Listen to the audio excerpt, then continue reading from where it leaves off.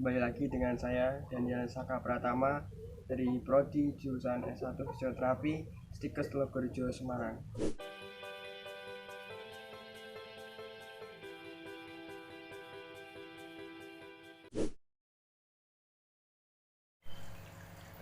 Apa itu cedera bahu?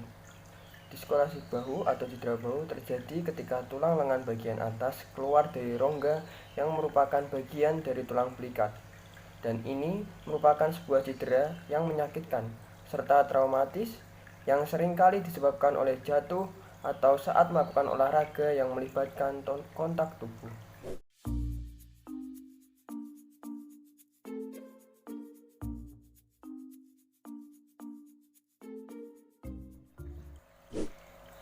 Ya, pada sesi ini kita akan membahas bagaimana apa aja sih gejala-gejala pada cedera bahu yang membuat bahu kita terasa nyeri. Itu apa aja sih gejala-gejalanya? Cedera bahu biasanya akan menunjukkan tanda berupa satu, perubahan bentuk bahu. Jadi bahu akan berubah bentuk yang biasanya tampak bulat terlihat lebih kotak, sehingga bahu itu mengalami cedera yang mengakibatkan bahu berbentuk seperti kotak. Yang kedua, adanya tonjolan di dekat bahu. Pada bagian bahu ini, jika seseorang mengalami cedera, maka akan terlihat seperti tonjolan pada daerah bahunya. Kemudian yang ketiga, ada lengan tidak berada pada posisi yang seharusnya. Pada orang-orang normal yang tidak mengalami cedera bahu, biasanya letak posisi lengan akan berada pada posisi seharusnya.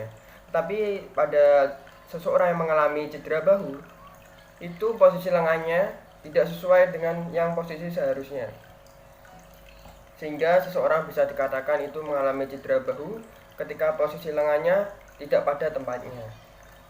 Kemudian yang keempat, terdapat bengkak dan memar di sekitar bahu.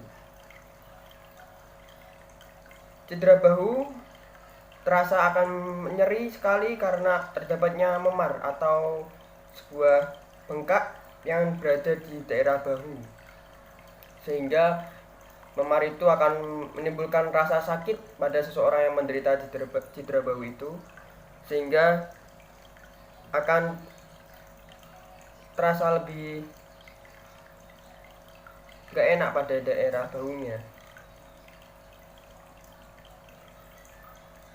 Seseorang yang mengalami cedera bahu akan merasakan nyeri bahu, sulit menggerakkan lengan. Ya karena posisi lengannya itu tidak pas atau tidak sesuai pada tempatnya, sehingga otot di sekitar bahu juga terasa tegang. Otot-otot yang berada di bahu ini terasa tegang karena tidak merasakan relaksasinya karena memar di bagian bahu. Atau terjadinya mati rasa, dari leher hingga jari tangan akan terasa mati rasa.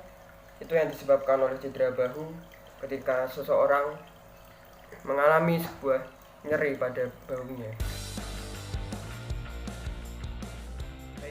Kita akan membahas mengenai apa aja sih penyebab cedera bahu itu, akibatnya apa saja, dan jenis-jenis apa aja yang membuat aktivitas kita terjadi terhalang disebabkan oleh cedera bahu itu. Yang pertama ada olahraga. Jenis-jenis olahraga yang sering menyebabkan cedera bahu adalah olahraga yang sering memberikan kontak bahu, kontak fisik tubuhnya dalam melakukan olahraga seperti sepak bola, ada bola voli, ada permainan basket, dan olahraga gym. Beberapa olahraga itu sering terjadi cedera bahu karena mungkin adanya kesalahan dalam melakukan gerakan yang membuat bahunya itu menjadi cedera, sehingga posisi letak lengannya tidak sesuai dengan posisi tempat sesungguhnya, yang membuatkan otot-otot menjadi tegang dan menjadikan nyeri pada tubuh pasien tersebut yang mengalami kesalahan dalam olahraga.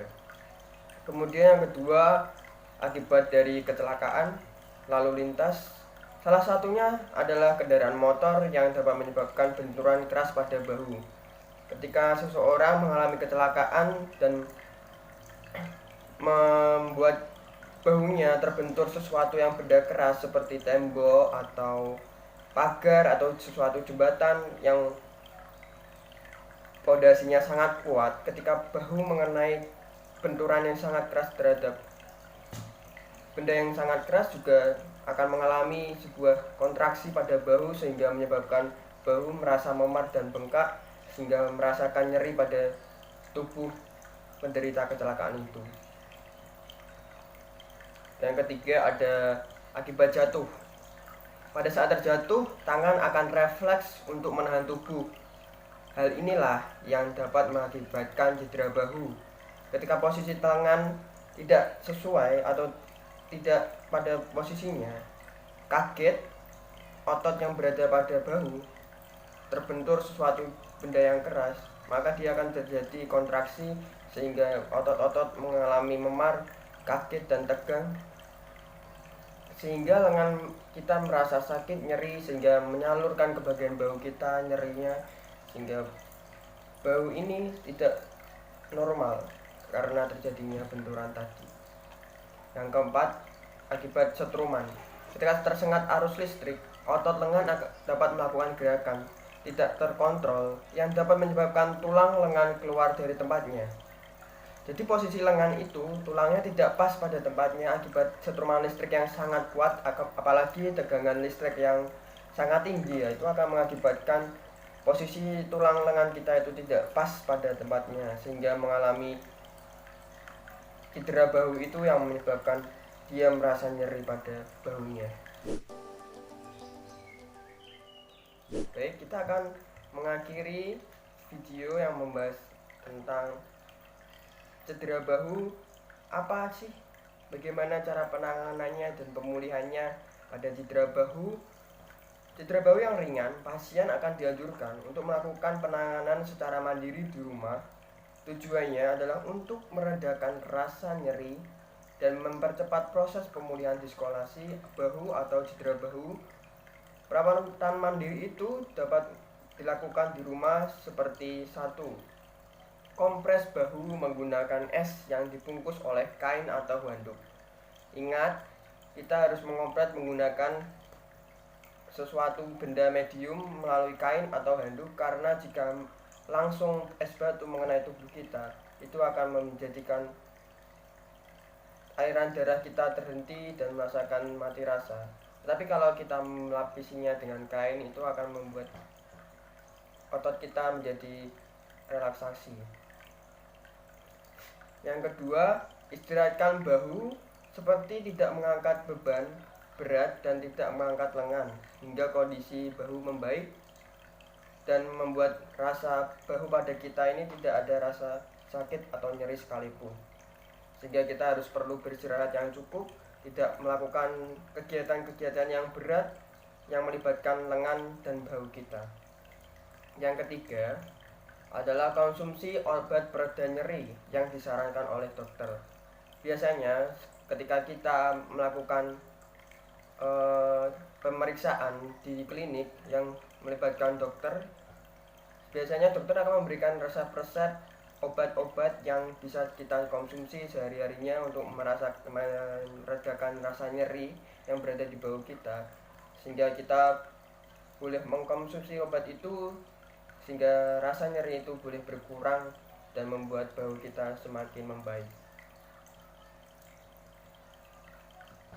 Ketika pada cedera bahu yang cukup parah, dokter biasanya akan melakukan pengobatan lebih lanjut seperti 1. Pemasangan alat penyangga.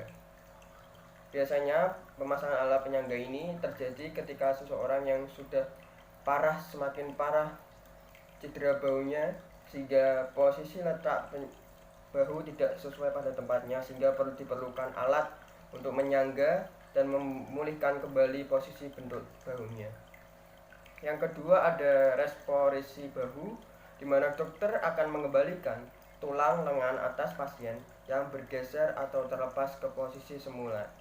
Nah, yang ini adalah yang terakhir, ketika dokter setelah melakukan pemasangan alat penyangga, kemudian beberapa hari sudah semakin membaik, biasanya dokter akan membenarkan kembali posisi tulang lengannya sehingga boleh kembali ke bagian bahu sesuai dengan pada tempatnya, sehingga nyeri otot yang tegang kembali berelaksasi dan kembali terasa seperti semula.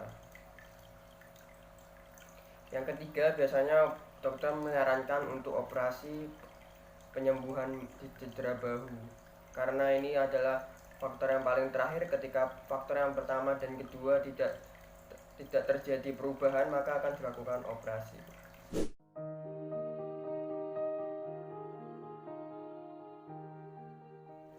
Baik, sekian video dari saya, semoga bermanfaat dan kiranya kita boleh menjaga kesehatan tubuh kita, kesehatan tulang kita dengan sering-sering berolahraga, dan selalu menjaga kesehatan kita dan mengonsumsi makanan-makanan yang bergizi dan sehat sehingga boleh kembali menjadi tubuh yang sehat dan kuat.